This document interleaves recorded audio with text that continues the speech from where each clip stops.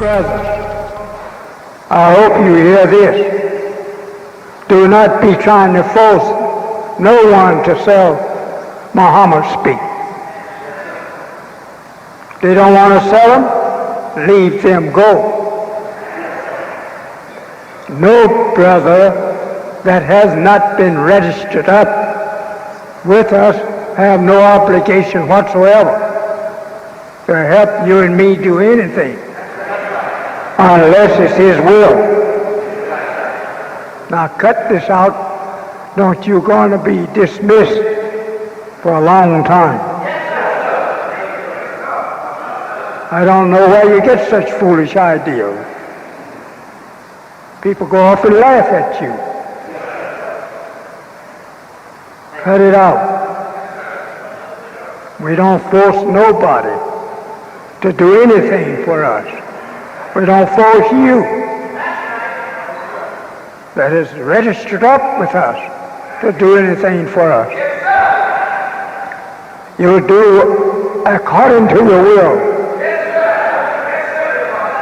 We are not people that is forced to have people to beg for us.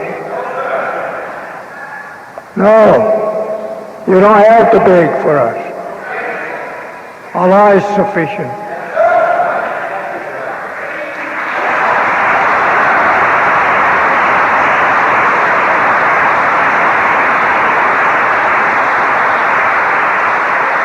And I hope that the captains, secretaries, and assistant ministers will bring you to justice and send you off for a long time. You're running our own teaching. We are independent. We don't have to beg nobody but Allah. The producers of this documentary give thanks to Almighty Allah, God, in the person of Master Fard Muhammad, who came by himself to North America in search of a living vessel to impregnate with the life germ of truth. He raised up a warner to a people who never had a warner. The last messenger, the most honorable Elijah Muhammad, peace be upon him, for 44 years sounded the alarm to a dead nation of people. He made the truth of God, self, and devil so plainly known to the world, they could not ignore it. Today, the Honorable Silas Muhammad, the spiritual son, continues that divine tradition of sharing the life-giving teachings of contemporary Islam through Muhammad Speaks. Take careful interest in what you are seeing because it is all true, and it is the story of you and your nation.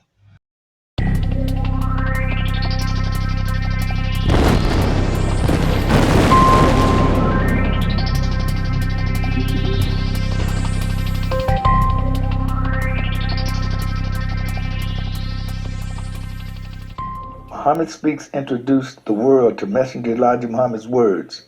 It also became part of Afro-descendant culture. When I was a baby, I don't know what I saw first. My mama, my papa, or this Jesus. Now, he's the one I know and love, so let's close the subject. Jesus was black, the Bible would have said so. But it does say so. What are you talking about? I read about it, it's in Revelations chapter 1, verse 14. I read about it in Muhammad Speaks. It says, his hair is like wool, and his eyes are like flame of fire. Oh, Lord, have mercy.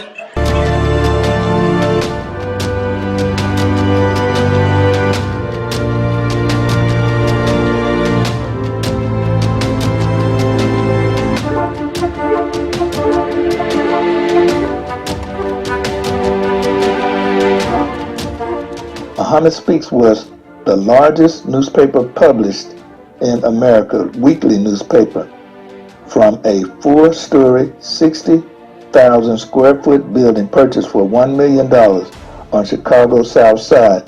Papers were sold directly to Afro-descendants where they could hear and read his life-giving teachings. We see a mighty FOI walking his territory like any entrepreneur, looking to make sales with a customer service attitude. He approaches the vehicle, all the while spreading the words of the Honorable Elijah Muhammad in Afro-descendant neighborhoods. See him with his suit, tie, nicely cut hair, clean white shirt, with enthusiasm propelling him forward as he jubilantly enjoys the camaraderie with other FOI as they diligently work together for the uplift of Afro-descendants. They look to be any young executives that are hardworking and successful in their business enterprise as they present the Muhammad Speaks in different settings, be it rural or urban. You must admit that there was a sense of pride in them and for them as they sold the world's greatest newspaper to Afro-descendants that was written, printed, and distributed by self to self. Muhammad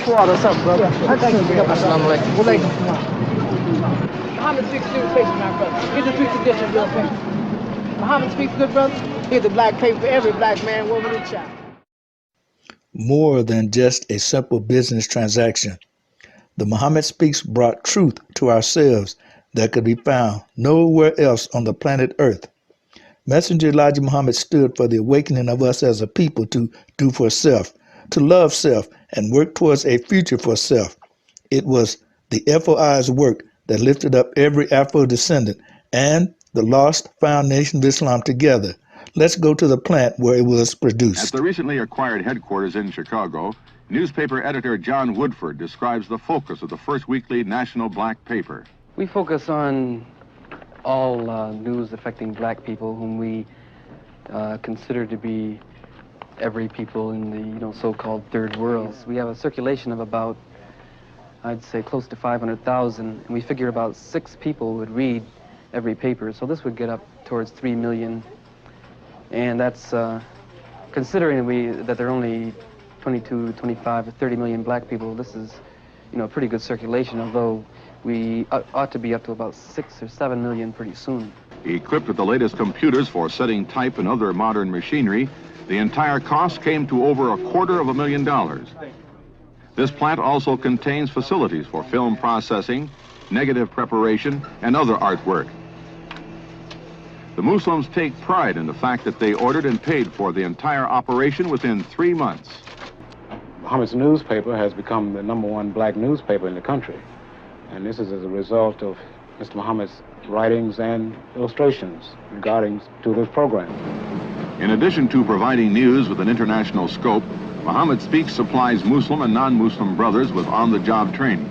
Once more men are trained, the paper is planning to come out twice a week and ultimately daily. Only 9 years old, Muhammad Speaks is now sold in the U.S., Canada, the Caribbean, and Africa. The Pioneer Elder Award. Chief Minister Najib Muhammad instituted the Pioneer Elder Award in 2019 to pay tribute to those few believers that served in the administration of Messenger Elijah Muhammad and also in the second rise of the lost found Nation of Islam under the Honorable Silas Muhammad.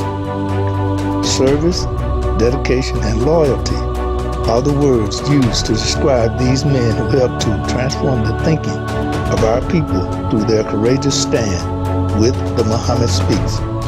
They are the ones that soldiered with the Muhammad Speaks and made it known to the entire world that the message of Allah's last messenger and of the spiritual son was to be heard and went forth to make it happen. Those brave few mentioned here that managed to make the transition from the first rise to the second rise of the lost found Nation of Islam, and to those that are unmentioned, we give an original salute.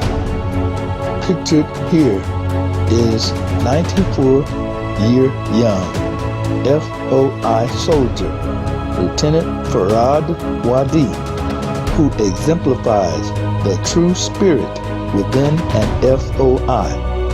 Here, he is shown together with his daughter as they attend the ceremony held in his honor as a pioneer elder in recognition of his dedication, service, and loyalty to the lost found Nation of Islam under the leadership of Messenger Elijah Muhammad, peace be upon him, and of Silas Muhammad on February 22nd, 2019. Drum roll, please. Attention! Lieutenant Farad Wadi, for an outstanding job of being a soldier in the ranks of the FOI and laboring to deliver the words of truth contained within the pages of the Muhammad Speaks newspaper for our people. Please accept this original salute. We will hear now from our current Muhammad Speaks editor, Rashana Kareem.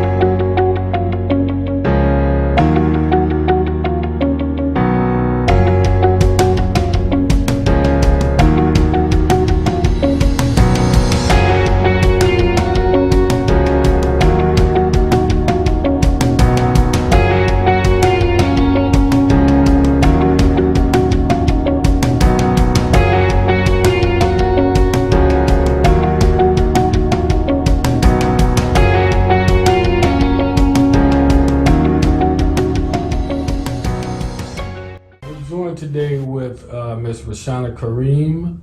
We're asking her a few questions. First question, how did you become the editor of Muhammad Speaks? Well, it was a surprise to me too. I had accompanied the Honorable Silas Muhammad to a debate he was having with Minister Louis Farrakhan circa 1979.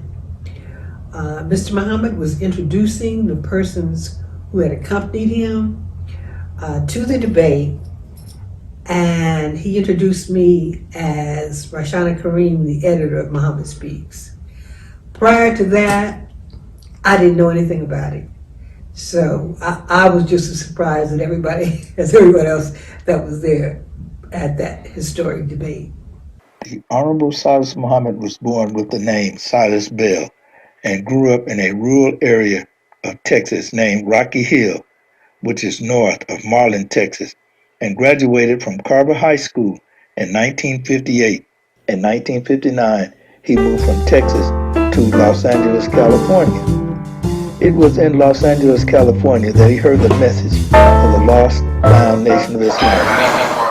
I drove my blue car there out to Los Angeles in 1959.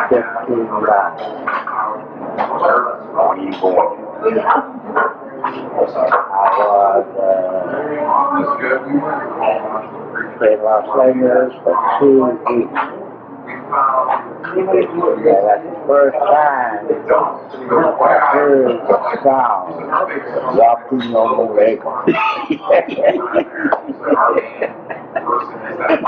You said the sound of it, huh?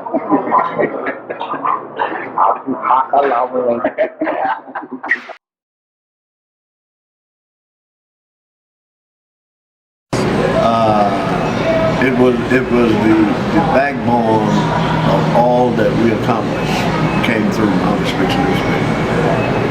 Everything we accomplished was because of Muhammad Speaks newspaper. Out of all the great ministers that came through, none of them that was as effective as Muhammad Speaks newspaper.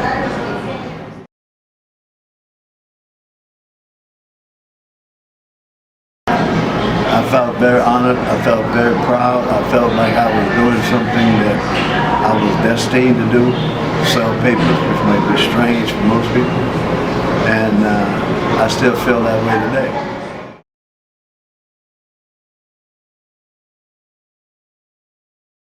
Well, first, the paper started with a thing called Final Call, which was a prophecy, and it evolved into a Muhammad Speaks newspaper, which was the results of that prophecy. And now I call it Muhammad has spoken because I'm talking to you. All of that is what brought you here to do what you do.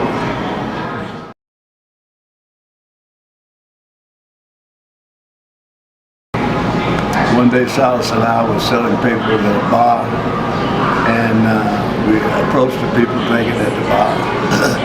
They thought we were one of them. And when we got their attention, we pulled our papers out and said Muhammad Speaks, and the response we got was so receptive, neither one of us could forget that moment. We would sell papers in those kind of areas. The hustlers on the streets. Oh man, that goes back to some beautiful times for me and Silas.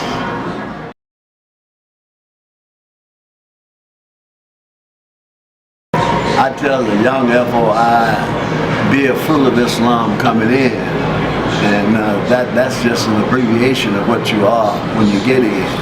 But when you get in and become a man, you're no longer fruit, but you become part of the tree. On April 27th, 1962, Temple number 27 was attacked by the Los Angeles Police Department. Silas Muhammad was not among the ranks of the believers at that time. I became Harriet's chauffeur to take her different places. I took her out one night to Disneyland. We went up in the tree house. On the way down, I walked in front of her.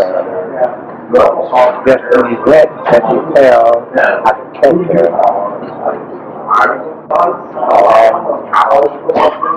Luckily, she did fall. I caught her and held her. I lose quickly as I held her.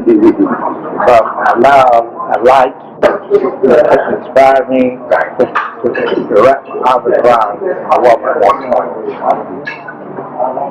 And I kept it to myself. We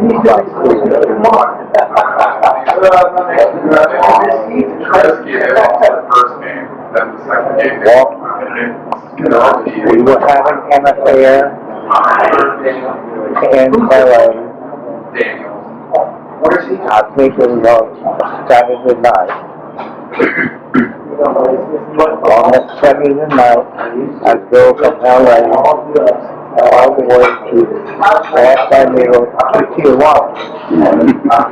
I sold my papers, I sold my tickets, and did what I had to do for the lady. But I'm going to take the horses.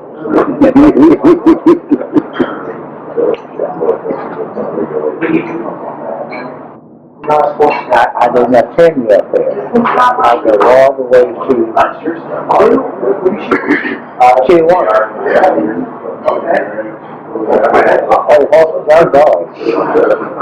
So that night, I sat there, read the program, and all kinds of it's occurring in my mind. You up there playing dogs or horses, leaving your wife like this. All those men trying to get her. Don't get your wife.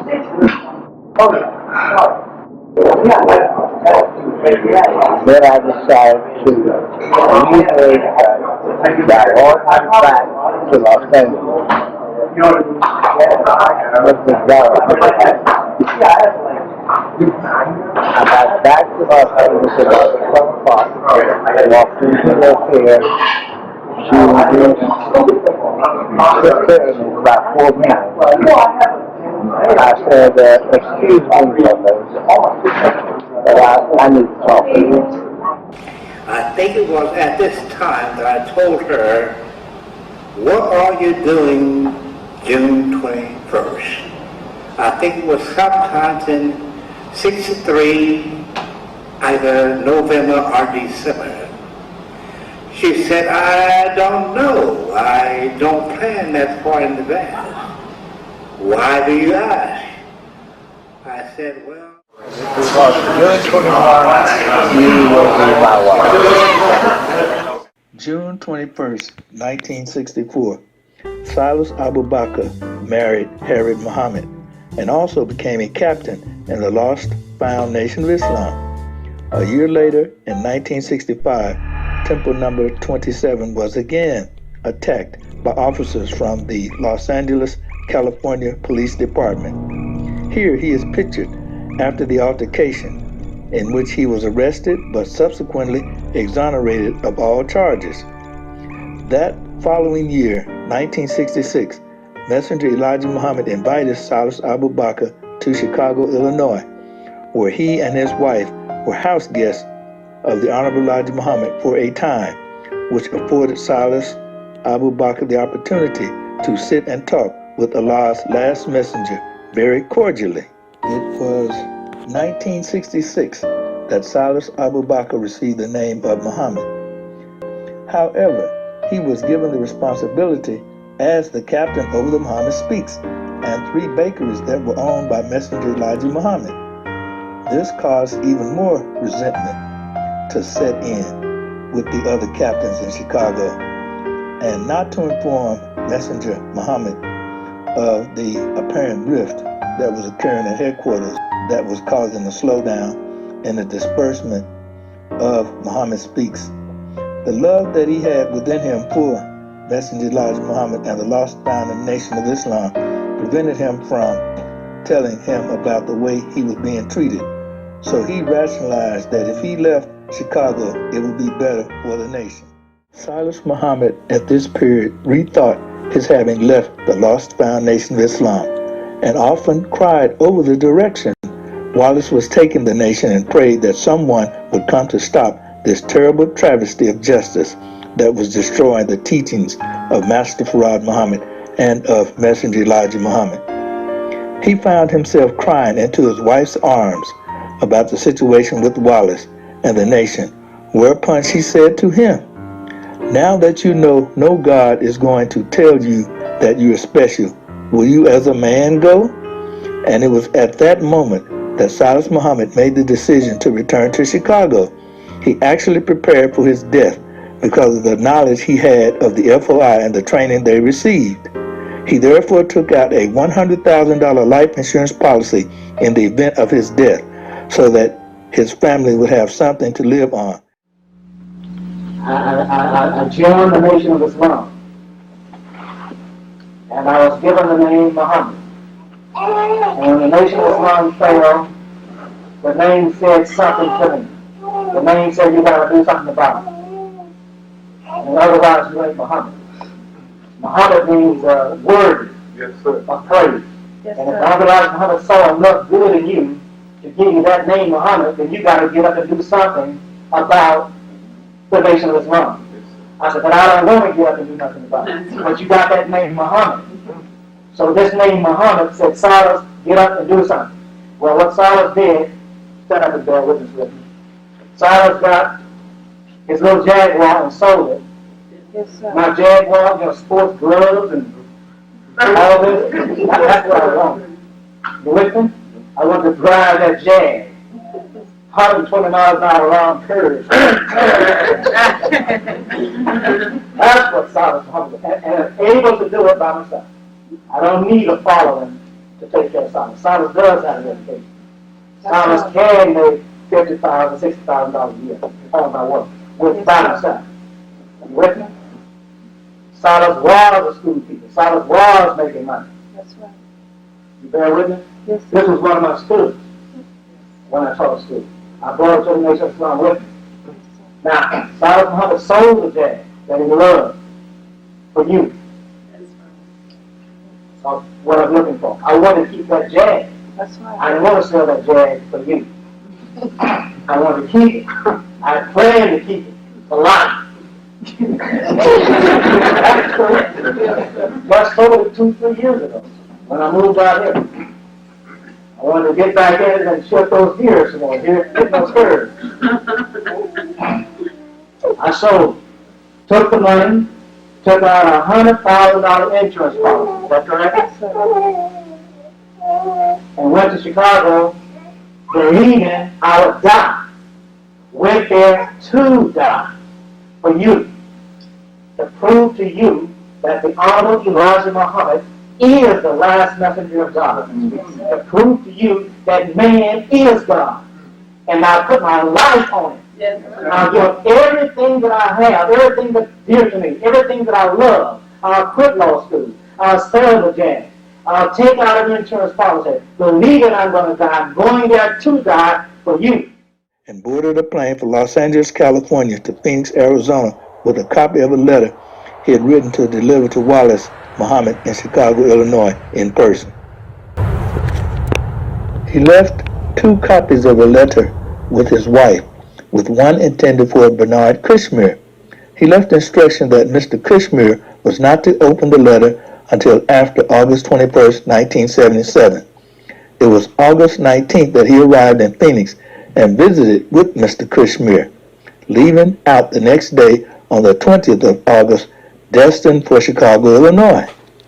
Determined to stand for the teachings of Master Fard Muhammad and the knowledge he had given Messenger Elijah Muhammad, he found himself flying into danger with some trepidation, but nevertheless determined that he was truly offering himself and his life, if need be, to declare to the world that no God exists but the human being man, and that just as he was taught by Messenger Muhammad, Master Fard Muhammad is indeed Almighty Allah God. As he was arriving in Chicago, Illinois on August 20, 1977, Mr. Muhammad stated, "As the plane descended, I ascended," referring not only to his heightened physical feelings about what he was preparing to do by delivering the letter to Wallace Muhammad, but also to his spiritual awareness that the realization that what he was doing was something that had to be done, and it was he who was the one that was born to do it, which was to stand for the name of Master Fard Muhammad and return the teaching of his last messenger back to the earth. The former personal captain for Messenger Elijah Muhammad, Wali Baha, called Harriet Muhammad in Los Angeles, California, asking if Silas had lost his mind, thinking that he could challenge Wallace for the leadership of the lost found Nation of Islam. Silas said of this period that, to tell the truth, I had, and I love that crazy state that I'm in. I'm in that same state still, and it's a great feeling.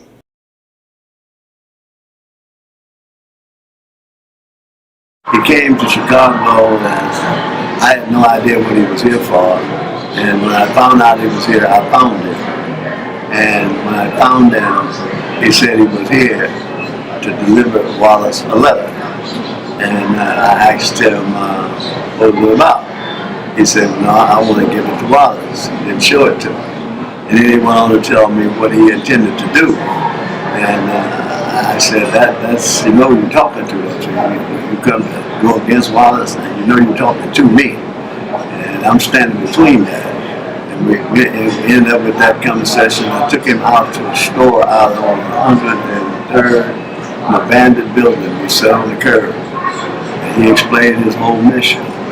And I told him, this is interesting. That's the only word I gave you. What he told me is going to be interesting. Then I went back and I called Harriet. And I asked Harriet, and I said, my brother was crazy. You know, the stuff he's talking is really kind of absurd. And she said, he's not crazy. I hung up from that day on. I accepted him not being crazy.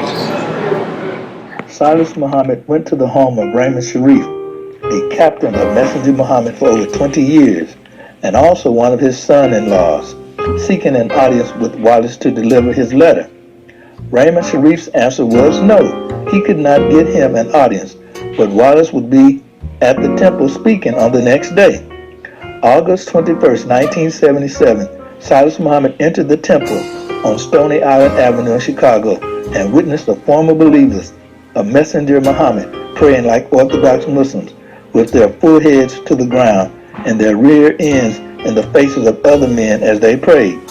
This was not the brotherhood he saw in 1970. It was not what Messenger Elijah Muhammad had taught. He waited for Wallace to come to the temple, but Wallace never came forth. Wali Baha went to seek an audience for Silas, and Wallace declined. Then Wali Baha gave him the letter and read the letter himself.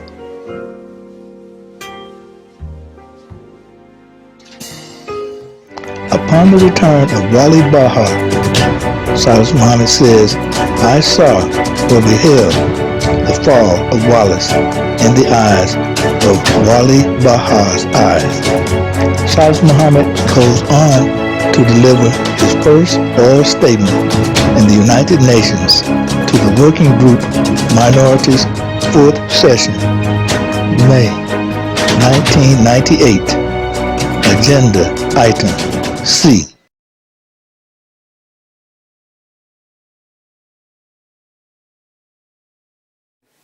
Assalamu alaikum. My name is Minister Ahmed Sadiq. I'm a minister in the Lost Foundation of Islam under the Honorable Silas Muhammad. I first became interested in the Lost Foundation of Islam around 1995, somewhere in that area. Initially, there was a brother by the name of Sam, and he used to hang out with my brother Omari Sadiq, and they would go back and forward to the corner store that was in the neighborhood, and they mentioned to me a brother by the name of Malik Ali, and they said that you got to meet this brother. Say he's a good brother. He help us out if we don't have something. He'll tell us, don't worry about it, bring it back later if we were short, as it relates to purchasing certain items. So at that time, I was a part of the street gang in the city of Chicago known as the Black Pea Stones, and being raised in the streets, my thought process was if somebody is giving you something, then they want something in return. So multiple occasions would take place where they would tell me about, the brother Ali, helped them out on more than one occasion. They said, man, you got to meet him. You got to meet the brother. He's different than any other guys in the streets. So initially when I went down there to meet Ali, I was going down there to tell him to leave us alone, because I thought he was running game like so many other guys that I had known in the streets. Just leave us alone. We're already going through enough. We don't need anybody else running any other kind of gang on us. Leave me and my brothers alone. That's what I was going to tell the brother. But upon meeting the brother Malik Ali, his person is what disarmed me. When I saw him, I didn't see alcohol on him. I didn't see marijuana on him. I didn't see gang. I didn't see a person that I was familiar with or that was slick. So that kind of piqued my interest at that moment. That was my first initiation as to, okay, who is this brother? What does he really want? And that was my inception, so to speak, into the Lost Foundation of Islam. He had a meeting. And the first meeting I recall I missed, he was meeting at the brother named Gary's house. And the first meeting I missed because I was a street pharmacist at the time. So I was going to purchase some narcotics, and I missed that meeting. And then I would see him, I believe it was maybe 2 or 3 days later at the store, and he asked me, was I going to come to the next meeting? And then I told him, yeah. I said, I'll be at the next meeting. And then he looked at me and he said, you for real? You serious? You going to come, brother? I said, yeah. He said, come on, come to the meeting, Come to the meeting, guys. So when I did go to that meeting, the first meeting, the thing that drew me in was during that meeting, he would say with tears in his eyes that if the Honorable Silas Muhammad is not who I tell you he is, I give you my physical life. And from that point on, I was chasing to figure out, well, who is this man, the Honorable Silas Muhammad, to where he got this brother speaking of him in such high esteem, putting his physical life on the line with tears rolling down his eyes. So that was my initial inception into the Lost Foundation of Islam.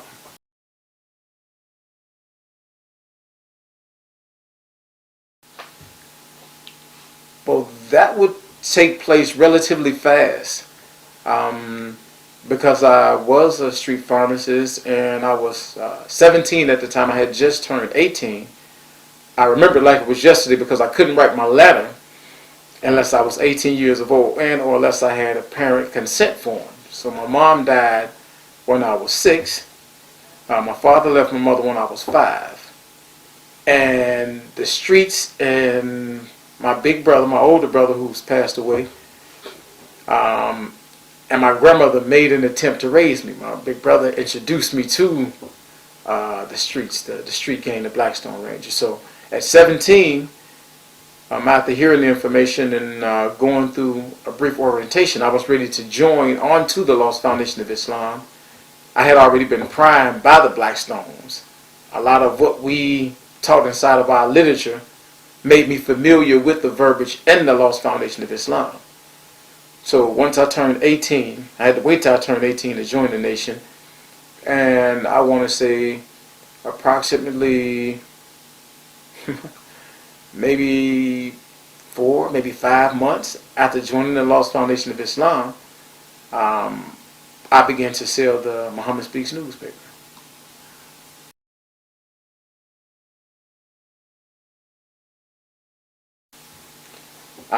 My impressions of the importance of the newspaper to the Lost Foundation of Islam and Afro-descendants, it is paramount. It is very, very important for the Muhammad Speaks newspaper contain the words of God. So to rightfully possess and or wield that newspaper makes you one of the most powerful people on the planet if you understand exactly what it is that you have. Inside of that Muhammad Speaks newspaper contains information as it relates to how to eat to live. It contains information as it relates to our spiritual guidance and or direction and or the plan for us from yesterday, today, and tomorrow. So to wield the paper properly, and what I mean by that is, if you are a person who comes from a warrior background, then you understand what it is to engage in battle. Warriors are not created, they're born. They're destined for the battlefield. That's when they're the happiest, is when they're engaged in battle. That's how I am with the Muhammad Speaks newspaper. I'm the happiest when I'm engaged in battle with the words of God. And it gives me the ability to move freely throughout the United States of America. For instance, when I used to gangbang, there were certain neighborhoods that I couldn't go in. Being from the West Side and belonging to a particular gang, my movement was restricted. But upon becoming the Lost Foundation of Islam Muslim and taken to the streets with the Muhammad Speaks newspaper, I found friends on all sides. Even those who used to be my opposition had a newfound respect from me and would purchase the paper from me from time to time again. And one of the gang leaders themselves would say to me, "I see that you went all the way with it." So the importance of having the word of God in your possession and getting it to our people, knowing that those words are life-changing words. Nation building requires an individual blessed with the attributes of commitment, discipline, dedication, and effectiveness, with that gentle force of generosity, bespeaking humbleness, as they show interest in bringing joy, kindness, and love to our people. This is done utilizing time management skills to effect an opening where that particular quality of responsibility is visible to signal service, trust, and understanding. Veracity is naturally sprinkled with their unquestionable wholesomeness and the extra dose of compassionate yearning forever tied to the zeal of being an FOI. In essence, the mighty FOI soldier goes above and beyond the call of duty on the battlefield of life, representing the star and crescent, the national flag of the Lost Found Nation of Islam. His work embodies all of the tenets necessary to interact with a people that will revile, reject, and show total insignificance to him by and large as he braves the elements of nature to perform the job of resurrecting them by delivering the life-giving teachings of contemporary Islam contained in the center spread of the Muhammad Speaks newspaper.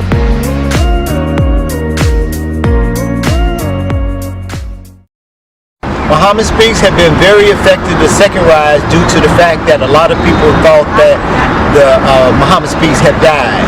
They are so surprised being out in the field where they say, oh, that's still around? So I'm happy to know that Muhammad Speaks is here and is alive and being very effective. Very effective.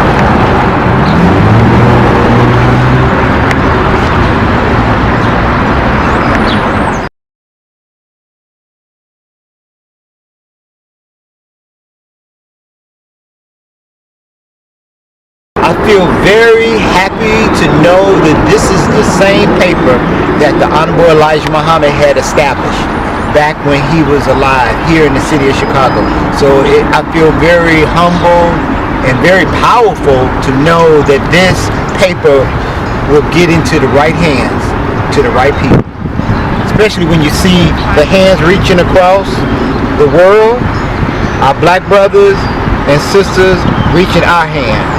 So this is a very powerful message to know that freedom, justice, and equality equal Islam. So I'm happy. I became a Muhammad Speaks editor around 2000. I knew how important getting Silas Muhammad's message out to the people, because this was, at that time, the main vehicle for the nation. Muhammad Speaks, getting his message to the general population. So I volunteered. I had 2 staff members, a very, very small salary, and that small salary I used it to pay the other 2 persons that were helping me. One of those persons was Aliyah Mansour. She helped with the layout and the cover. She did a very, very good job. And the other person was one of the feature writers, Ida Hakim. She helped with some of the editing. Assalamu alaikum. This is Ida Hakim. I served as CEO and then president of the UN non-governmental organization, All for Reparations and Emancipation. From 1997 to 2006, we attended meetings and conferences at the UN in Geneva 3 times a year, plus several regional and 1 world conference. Muhammad Speaks newspaper invited me to be a contributor, writing reports on the various meetings that we had attended, and I was privileged to do so. Also, for a period of several years, I assisted the editor-in-chief, Maia Hadi, by proofreading the articles in the paper before publication in order to spot any typos or grammatical issues. It was enjoyable to help my ear out and to be a part of the publication. Thank you for inviting me to offer my memories. Salam alaikum. So what has the journey been like being the editor for Muhammad Speaks? It's been a very exciting journey. I wouldn't trade it for anything in life. This journey has taken me to cover the history of our people in Geneva, Switzerland, in our fight for human rights waged by the Honorable Silas Muhammad, as well as to Chincha, Peru in South America, where the United Nations hosted a human rights conference for Afro-descendants. In addition to that, we've covered domestic stories, such as the aftermath of Hurricane Katrina in Louisiana, where we uncovered atrocities that had been perpetrated against our people that did not make the mainstream media. So it has been an exciting journey. I returned to school in the early 2000s and graduated from the Walter Cronkite School of Journalism at Arizona State University in order to give Muhammad Speaks a professional appearance.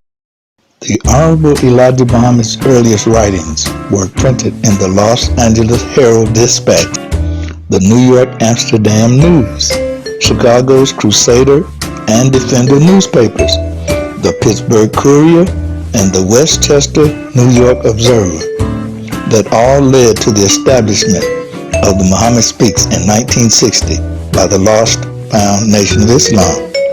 It was used to propagate the teachings of Messenger Muhammad and to give Afro-descendants a news source, of which control of it was within their own hands, dedicated to them for their survival. The first edition of the Muhammad Speaks rolled off the presses in 1961 with the banner headline of "Some of this earth to call our own or else."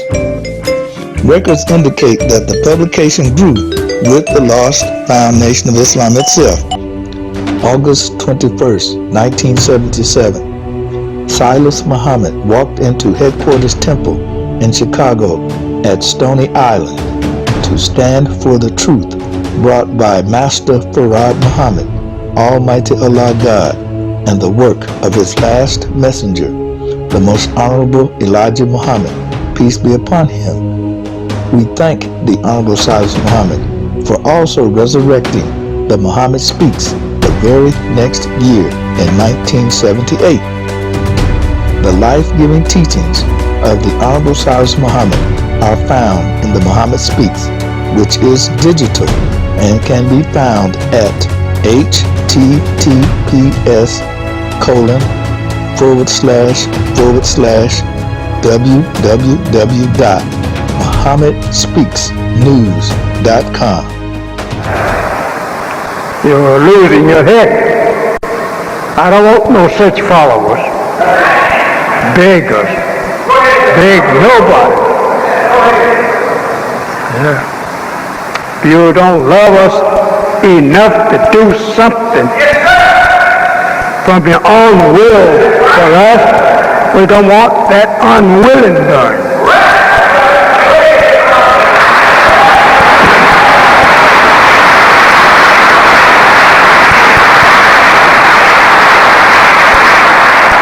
Brother tell you that he don't care to sell no paper, take them back. Give them away before ever that you be disgraced by such brother.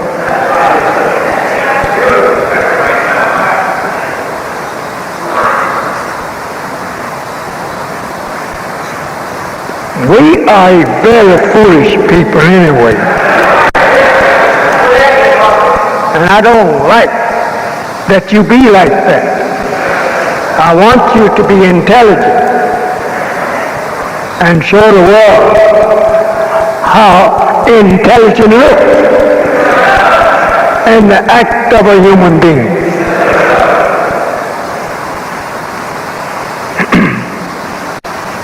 Time brings about all things. Time is making you manifest. They call it resurrection. To resurrect the dead, they don't mean resurrecting a physical death, but a mental death. So you must remember that for 400 years we have been a mental dead people.